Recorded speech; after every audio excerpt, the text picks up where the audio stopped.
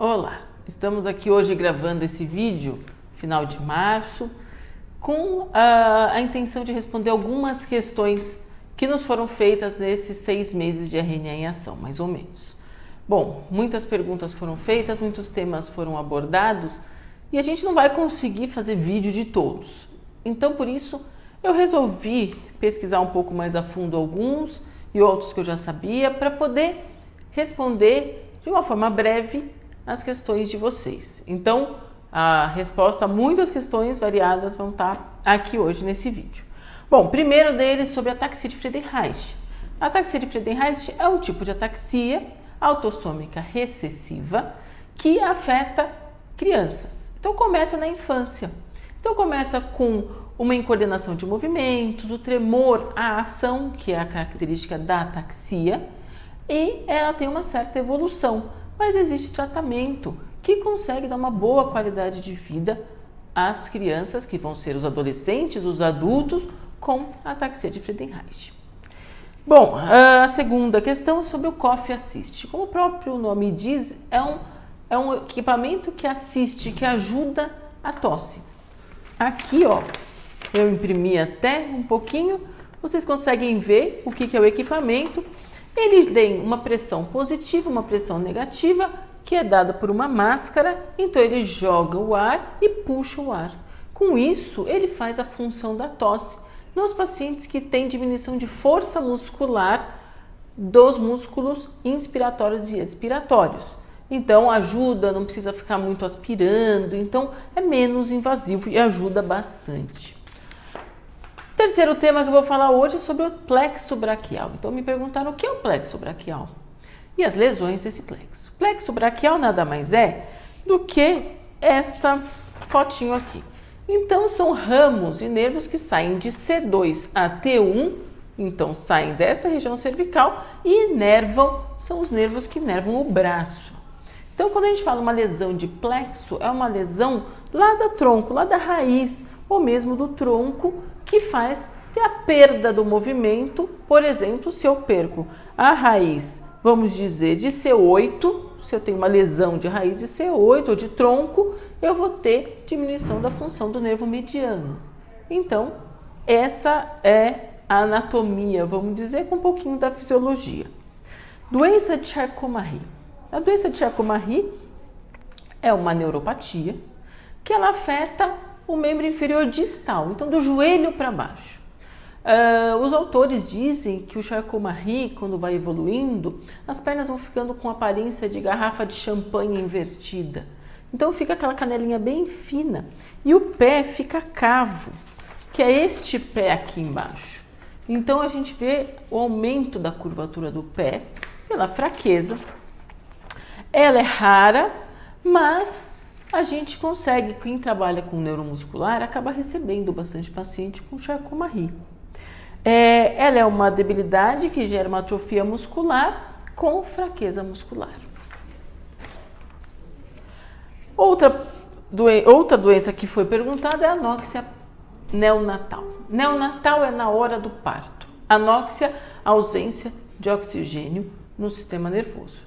Então, acontece com que bebês que passam da hora de nascer, bebês que acabam tendo algum sofrimento na hora do parto, e então falta oxigênio, a criança fica roxinha, é uma dificuldade, e com isso a criança vai ter um atraso no desenvolvimento neuropsicomotor. O que é isso? Se a criança deve sentar aos 5 meses, vai sentar aos 10, aos 11 meses, isso é um atraso no desenvolvimento neuropsicomotor e pode gerar com mais gravidade o que se chama de encefalopatia não progressiva ou paralisia cerebral, que pode ter vários desdobramentos, como uma paralisia de um lado só, das pernas e dos braços, só das pernas, enfim. E essas crianças, sim, necessitam muito de tratamento de reabilitação. Neuropatias diabéticas são o próximo tema.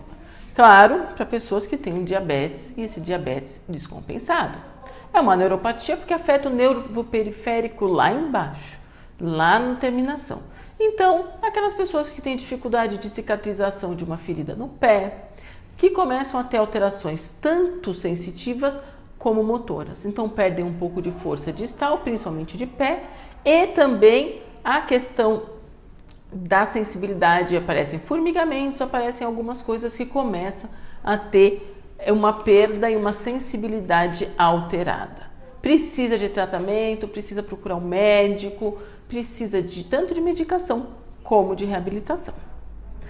Bom, a próxima, chamada de polineuropatia amiloidótica familiar, é uma doença neurológica que as complicações são no sistema nervoso periférico. Os sintomas são também alteração de sensibilidade, principalmente da parte de temperatura, formigamento, dormência, enfim, sintomas de uma neuropatia periférica mesmo. Só que tem o nome de polineuropatia, quer dizer, uma neuropatia, uma doença do nervo periférico de vários nervos, amiloidótica familiar, isso quer dizer que ela é hereditária. Osteogênese imperfeita ou imperfecta é o que se chama de crianças com ossos de vidro. É uma alteração ou doença de Lobstein, enfim, é uma enfermidade que as crianças nascem sem uma proteína necessária, o colágeno do tipo 1, e com isso os ossos quebram-se facilmente. Então é um cuidado, tem alteração de crescimento, são crianças que são fregueses da reabilitação e são crianças que também têm outras complicações que devem ser sempre acompanhadas por um médico. É rara e afeta 1 em 25 mil nascidos.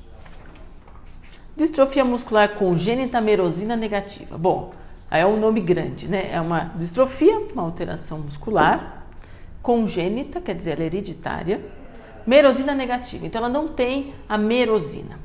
Existe a merosina positiva e a merosina negativa. O prognóstico do paciente com merosina positiva é melhor do que o sem merosina.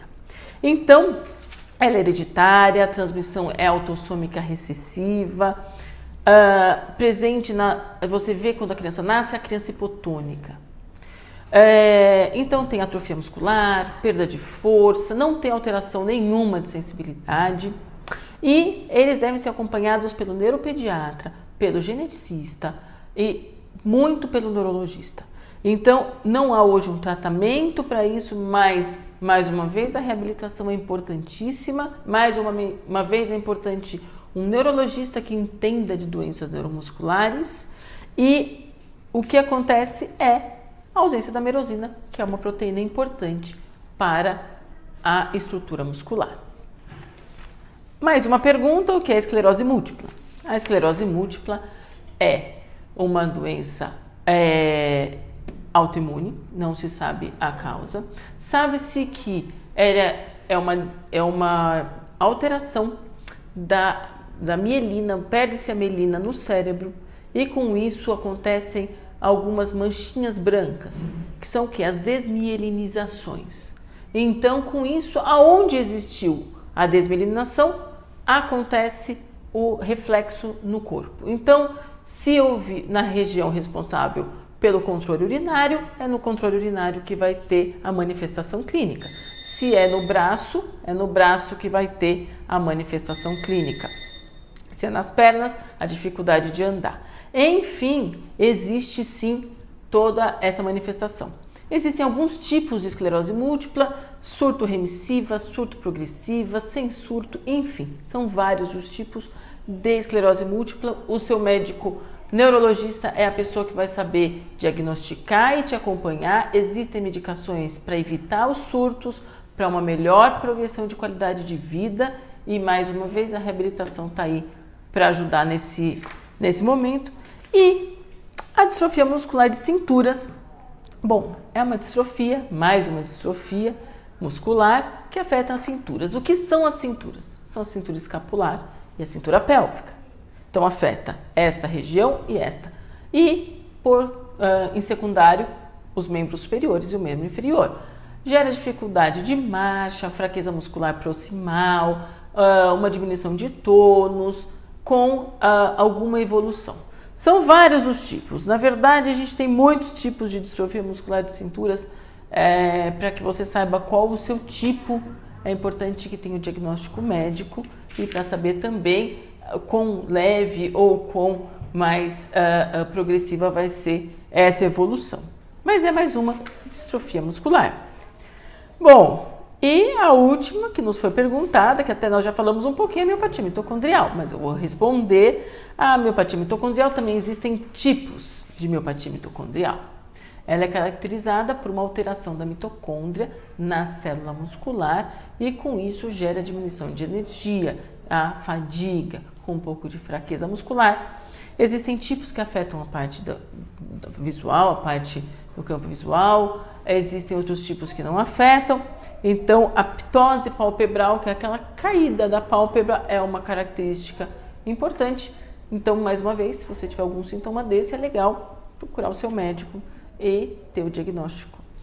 Bom, eu espero que eu tenha falado algumas coisas, dúvidas a gente vai respondendo também, continuamos respondendo dúvidas, continuamos falando dos temas mais procurados e eu espero que vocês continuem acompanhando e escrevam mais uma vez as dúvidas e outras, para que daqui uns meses a gente grave mais um vídeo com as respostas. Qualquer dúvida sobre reabilitação, algumas coisas também estamos aqui, é só entrar em contato com a gente. Muito obrigada pela atenção.